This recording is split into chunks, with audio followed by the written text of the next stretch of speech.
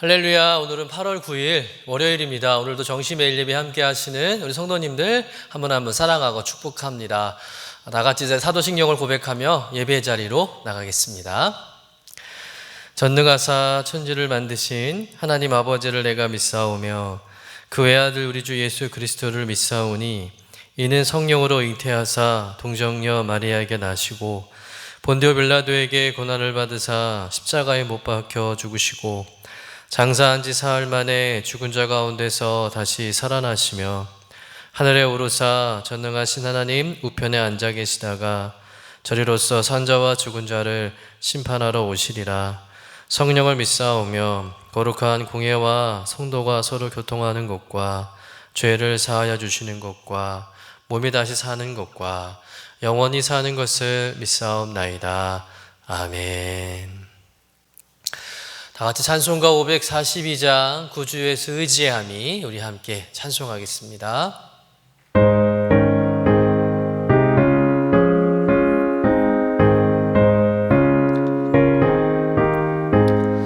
구주 예수 의지함이 심히 기쁜 일일세 영생 허락받았으니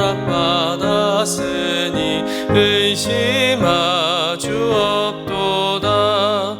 예수 믿는 것은 받은 증거만 도다. 예수 귀한 예수 믿음 더욱 주소서. 구주 예수 의지함이 심히 기쁜 일일세 주를 믿는 나의 마음 그의 피에 적시네.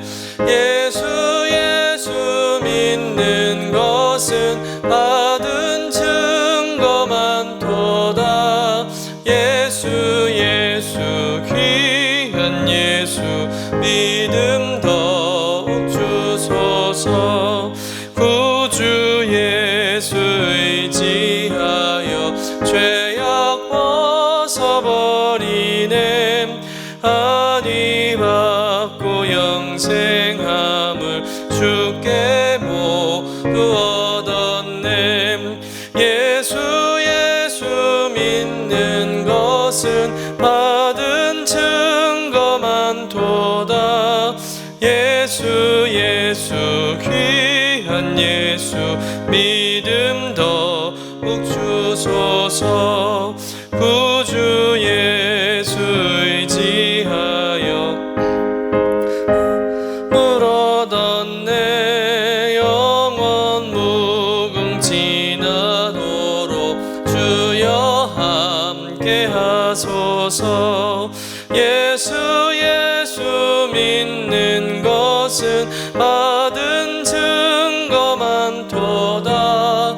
예수 귀한 예수 믿음 더욱 주소서. 아멘. 다 같이 매일의 기도 함께 드리시겠습니다.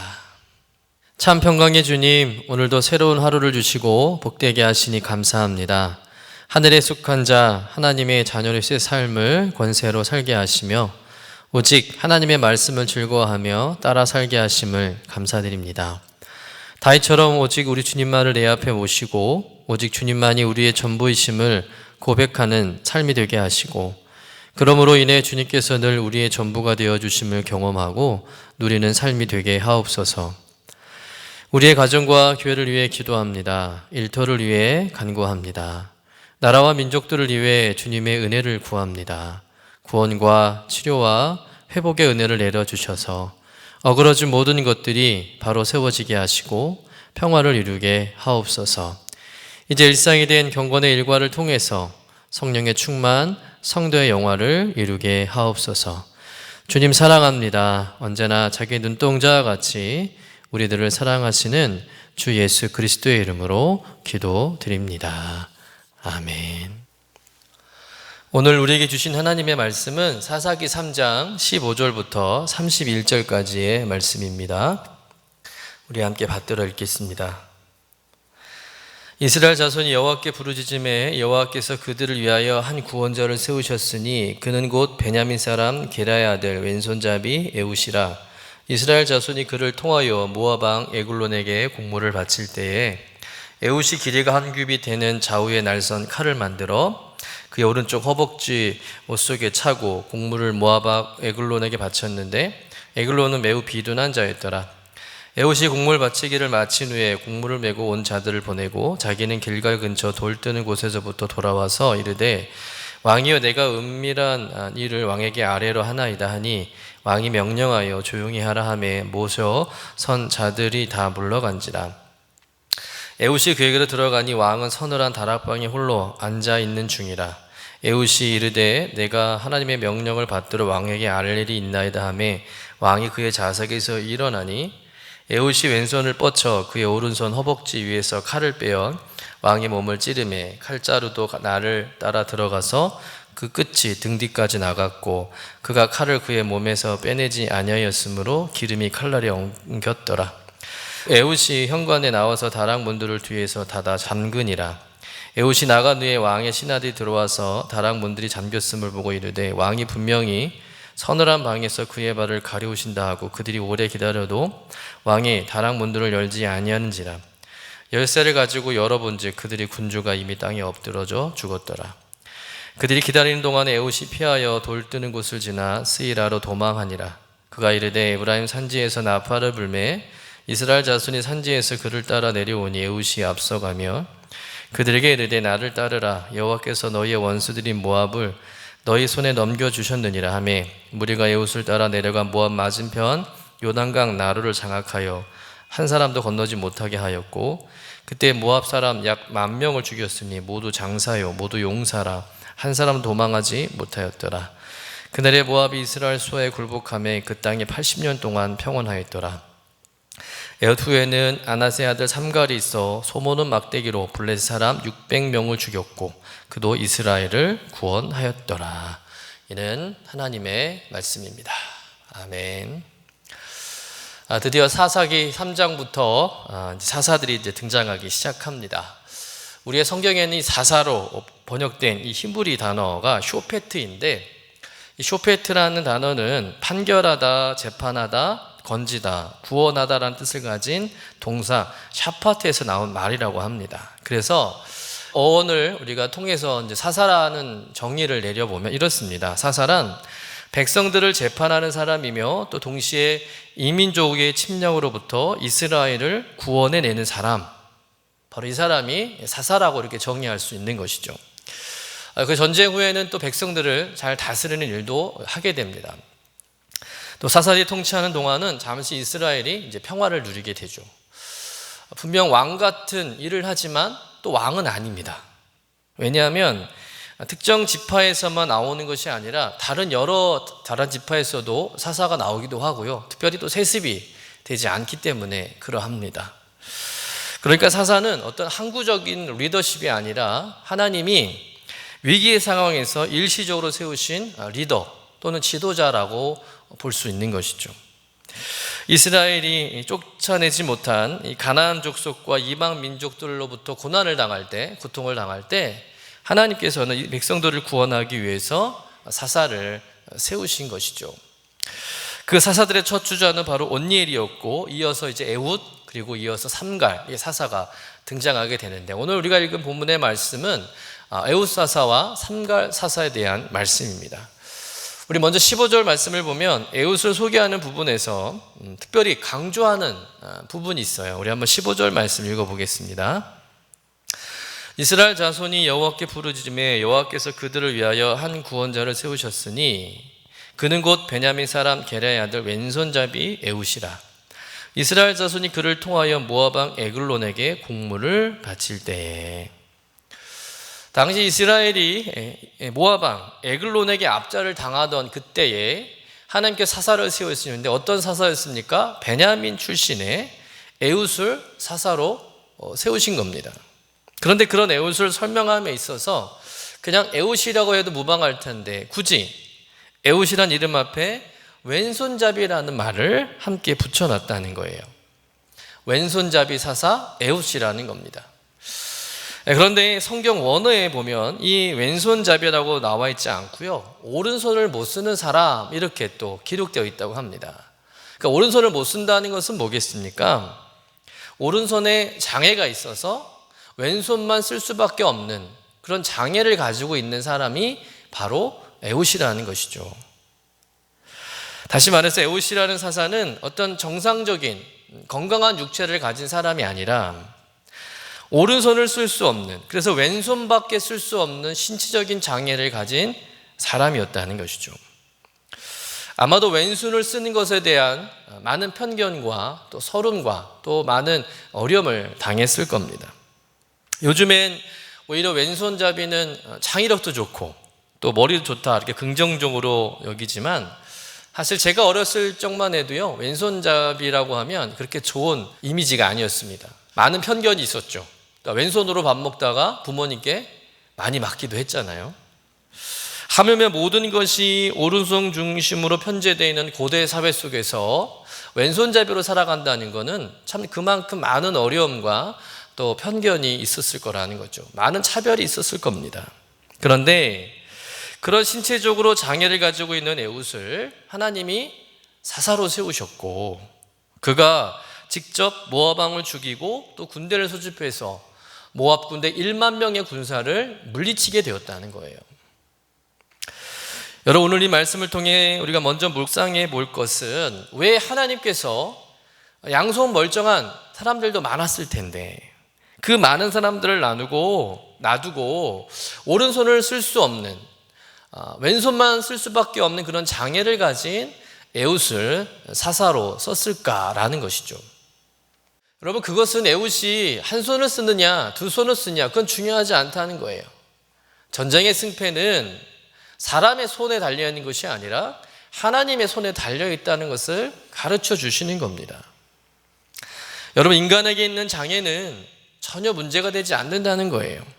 하나님께서 함께 하시는 사람은 어떤 장애가 있어도 또 어떤 연약함이 있어도 하나님이 하시는 일을 얼마든지 해낼 수 있고, 하나님께서도 얼마든지 그를 선택하고 사용하신다는 겁니다.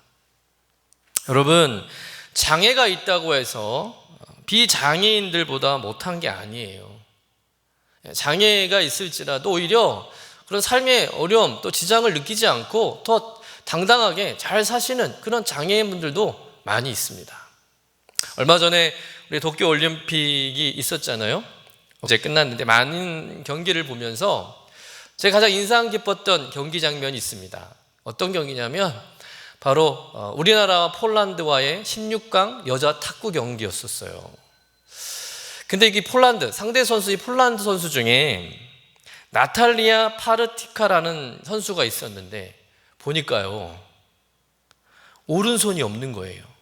여러분, 그림에도 보시겠지만 선천적으로 오른손이 없이 태어난 선수예요. 그러니까 왼손만 쓸 수밖에 없는 거죠. 왼손 하나로만 탁구를 쳐야 되는 거예요. 그런데 너무 잘하는 겁니다. 우리나라 신유빈 선수 잘하잖아요. 그런데 전혀 밀리지 않는 겁니다. 왼손 하나로만 탁구를 치는데도 전혀 이 선수는 밀리지 않은 거예요. 물론 비록 졌지만 경기가 끝난 후에 인터뷰에서 이 선수는 이렇게 말을 했다고 합니다. 나에게 장애란 아무런 의미가 없다. 그저 장애는 장애일 뿐이다 라는 말을 했다고 합니다. 그리고 하물며 온 우주를 창조하시고 만드신 전능하신 그 능력의 하나님이 우리를 붙잡으시면 그럼 못할 게 뭐가 있겠냐는 거예요. 오히려 비장애인들보다도 더 능력 있게 쓰임 받을 수 있는 겁니다. 저는 적어도 에웃이 이스라엘이 어려운 이 시대에 사사로 하나님께 택함 받고 또 부르심을 받고 쓰임 받았다는 것은, 비록 그가 어떤 신체적인 장애가 있었을지라도 영적으로는 이스라엘의 어떤 누구보다도 정말 건강한 믿음을 소유한 사람이었을 거라고 저는 믿어집니다. 영적으로는 어떤 장애도 없는 것이죠. 언제나 신실하고 하나님을 의지하고 하나님의 말씀과 뜻을 헤아리고 알아들을 수 있는 그런 영적인 민감함, 분별력을 가지고 있었다는 겁니다. 건강한 믿음을 가지고 있었다는 것이죠. 영적으로 건강했다는 겁니다. 거기에 용맹함과 담대함까지 겸비한 사람이었다는 거예요. 그래서 여러분, 그가 직접 모압 왕 에글론을 죽이기 위해서 칼을 만들고 또 그 칼을 숨겨서 그 모압 왕 앞에까지 가서 칼을 꺼내 그를 죽이지 않습니까? 정말 치밀함이 아니면, 강심장이 아니면 절대 할 수 없는 일입니다. 그런데 이 에훗은 그것을 해내거든요. 여러분, 누가 감히 가장 적진의 핵심적인 곳, 가장 위험한 곳을 자진해서 가서 그것도 왕을 암살할 수 있겠어요? 시도조차 생각할 수 없는 정말 무모한 일입니다. 그런데 에훗은 그 무모하고 어려운 일, 그 힘든 일, 그 위험한 일을 전혀 두려워하지 않고 해냈다는 것이죠. 여러분, 에훗이 사사로서의 사명을 감당하게 된 것은 물론 하나님의 은혜로운 그런 선택도 있겠지만, 하나님은 그가 이미 사사로서 준비가 되어 있었기 때문에 그를 사사로 썼는 줄로 믿습니다. 그의 신체적인 장애는 전혀 문제가 되지 않았다는 것이죠. 그것이 그의 결격 사유가 되지 않았다는 겁니다. 사랑하는 성도 여러분, 에훗의 모습을 보면서 우리는 무엇을 느낍니까? 우리에게는 에훗이 가진 그런 신체적인 장애를 갖고 있지 않을 수 있습니다. 그런데 오히려 더 중요한 영적인 장애를 갖고 있는 것은 아닌지, 우리는 우리의 신앙과 삶을 돌아봐야 한다는 것이죠. 여러분, 영적인 장애를 갖고 있으면 하나님께 절대 쓰임 받을 수가 없습니다. 왜냐하면 하나님을 보지도 못하죠. 하나님의 말씀을 들어도 들리지 않죠. 하나님의 뜻이 뭔지, 하나님의 계획이 뭔지 전혀 알 수 없는데 어떻게 하나님이 그런 우리를 사용할 수 있겠습니까?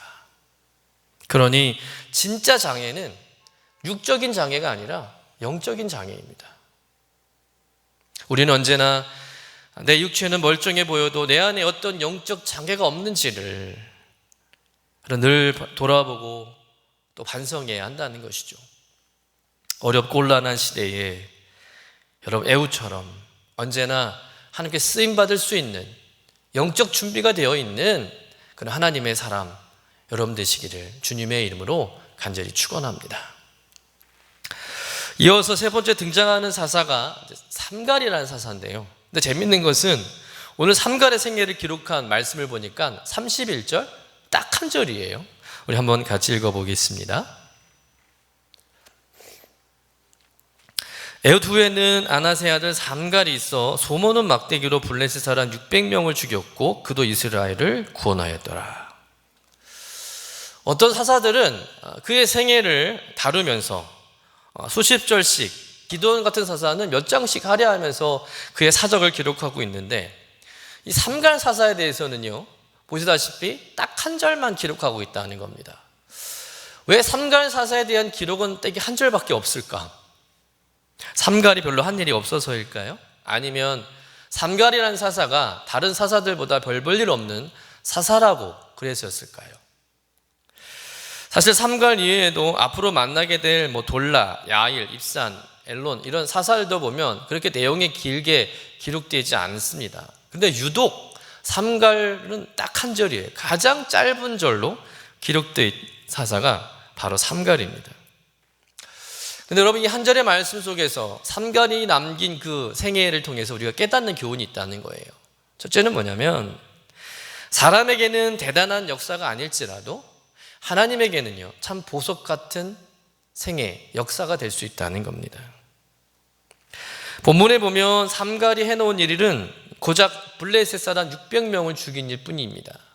그러니까 비교하자면 앞에 40년의 태평생을 누리게 한 온니엘이나 또 모압 사람 1만 명을 죽이고 이스라엘이 80년간 태평성들을 누리게 한 그런 에훗에 비하면 사실 지극히 볼품없는 공적이죠.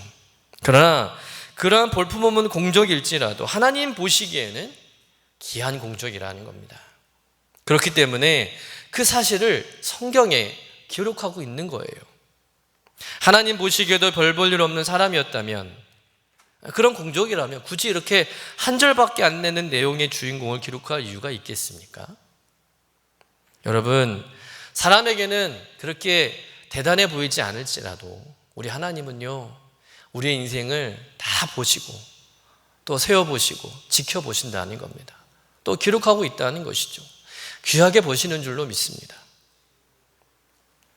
여러분, 우리 삶을 보면 사실 몇몇 예외적인 사람들 외에는 참 지극히 평범한 삶을 살지 않습니까? 하는 일도 평범하고 보이는 일도 그렇게 특별하지 않습니다. 특별한 사건이 없어요. 그러나 그러한 평범한 인생이라도 하나님께서 귀하게 보심을 믿으시길 간절히 축원합니다. 두 번째 교훈은 이렇게 삼갈의 평범한 인생이 하나님께 귀한 인생이 될 수 있었던 그 근본적인 이유가 있다는 거예요. 그것은 바로 그가 사용한 무기에 있습니다. 오늘 말씀해 보니까 여러분, 그가 사용한 무기가 어떤 것입니까? 날카로운 그런 예리한 칼입니까? 아니면 장대만한 그런 창입니까? 아니면 백발백중의 활을 사용했습니까? 아니죠. 여러분, 삼갈이 사용한 무기, 블레셋 600명을 죽인 그의 무기는 의아하게도 소를 모는 막대기였다는 거예요. 소 모는 막대기. 정말 아무것도 아닌 보잘것없는 농사 도구에 불과한 것입니다. 그런데 놀라운 것은 그 보잘것없는 소 모는 막대기로 블레셋 군인 600명을 죽였다는 거예요. 하나님께서 그가 들고 있는 그 도구를, 그 소 모는 막대기를 능력의 도구로 사용하셨다는 겁니다. 아마도 달랑 막대기 하나 들고 나오는 이 삼갈을 보고 막 적들은 비웃었을 거예요. 조롱하고. 그러나 삼갈은 자신과 함께 하신 하나님을 의지했고, 자신이 쥐고 있는 그 소 모는 막대기일지라도 하나님께서 그 막대기를 사용하실 것이라 믿었습니다. 그리고 하나님은 그의 손에 쥔 막대기 하나로 칼과 난창을 든 600명의 블레셋 정규군을 물리치게 하신 것이죠. 볼품없는 막대기 하나로 큰 일을 행하게 하신 겁니다. 여러분, 문제는 믿음이라는 것이죠. 우리가 어떤 도구를 가지고 있고 어떤 무기를 사용하는가, 그건 중요하지 않습니다. 삼갈이 하나님을 향한 믿음과 이 전쟁에서 승리할 수 있다는 그 확신, 하나님이 이미 블레셋을 자신에게 붙였다라는 그 말씀을 믿음으로 순종하고 나아갈 때 하나님은 작은 막대기를 통해서라도 엄청난 역사를 보여주시는 것이죠. 한 절밖에 안 되는 사사 삼갈의 인생이지만, 여러분, 삼갈은 그 누구보다도 하나님 앞에 보석 같은 인생을 산 사람으로 이미 의미 있는 삶을 산 사람인 줄로 믿습니다. 그러니 여러분, 싸울 무기가 없다고, 가진 것이 없다고, 배운 것이 없다고, 재능이 없다고, 할 줄 아는 게 없다고 포기하고 낙심해서는 안 된다는 것이죠. 한숨 쉬면 안 되는 겁니다. 하나님께서 도와주시고 함께 하시면 막대기 하나만 들고도 얼마든지 놀라운 일을 행할 수 있는 거예요. 여러분, 오늘 에훗이 비록 오른손을 못 쓰는 왼손잡이였을지라도, 삼갈에게는 볼품없는 그 소모는 막대기 하나밖에 주어지지 않았을지라도 하나님이 그들을 붙들어 쓰시고자 하니까 얼마든지 위대하게 쓰임받았다는 사실을 기억하시길 바랍니다. 하나님의 손에 붙들리면 여러분, 장애가 있을지라도, 볼품없는 소 막대기밖에 없을지라도 얼마든지 멋있게 쓰임받을 수 있음을 믿으시길 간절히 축원합니다.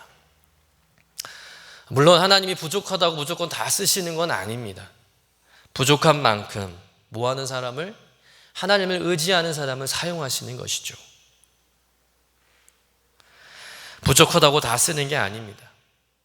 부족함을 느낀 만큼 더 하나님께 매달리고 하나님을 의지하고 여러분 기도하는 사람을 하나님이 쓰시는 거예요. 그러면 세상의 시나리오는 뭐겠습니까? 우리 성도들이, 우리 하나님의 자녀들이 좋은 스펙을 가지고 실력을 쌓고 하나님을 간절히 의지한다면 하나님께서는 더 멋지게 우리를 사용해 주신다는 거죠. 반대로 최악의 시나리오는 뭐겠습니까? 하나님의 자녀인데 내어놓을 것도 없고 실력도 없으면서 하나님도 의지하지 않으면 정말 아무 짝에도 쓸모없는 인생이 된다는 거예요. 가진 것도 없으면서, 할 줄 아는 것도 없으면서 기도도 안 한다? 여러분, 그런 인생은 소망이 없는 겁니다. 사랑하는 성도 여러분, 할 수만 있다면 우리가 더욱 실력을 쌓고요, 그리고 더 하나님을 의지하고 기도하는 성도가 되어야 할 줄로 믿습니다. 내가 부족한 만큼, 내가 연약한 만큼 하나님께 매달리고 하나님께 도우심을 구하면 분명히 하나님께서 우리의 인생을 들어 쓰셔서 놀랍게 사용하실 줄로 믿습니다. 그래서 왼손잡이도 소모는 막대기도 얼마든지 이 시대의 대안이 될 수 있음을, 하나님의 일을 멋지게 해낼 수 있다는 것을 그럼 세상에 증명해내는 저와 여러분 되시기를 주님의 이름으로 간절히 축원합니다. 기도하겠습니다. 주님, 연약함에 갇혀 나는 아무것도 할 수 없는 존재라고 낙심하고 포기하고 그렇게 살았던 저희들, 오늘 말씀을 통해서 오히려 그 연약함이 하나님의 능력의 통로가 될 수 있음을 깨닫게 하시니 감사드립니다. 우리에게 허락하신 은사와 상황이 하나님의 도구로 온전히 쓰임받길 원합니다. 나의 약점까지도 선하게 사용하심을 믿고 내게 맡겨주시는 사명 용기 내어 감당하게 하여 주옵소서.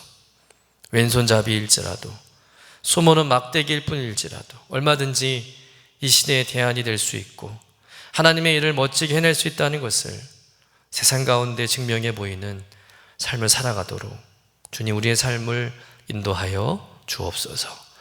감사드리며 거룩하신 예수님의 이름으로 기도드립니다. 아멘. 이제는 우리의 구세주가 되시며 대속자가 되시는 예수 그리스도의 구속의 은혜와 아버지 하나님의 사랑과 성령님의 교통하시는 은총이 오늘도 정시 매일 예배를 통해서 경건의 일과를 세우며 성령 충만하며 성도의 영화의 주인공 되기를 소원하며 나아가는 주의 사랑하는 모든 권속들 위에 영원토록 함께 하시기를 간절히 축원하옵나이다. 아멘.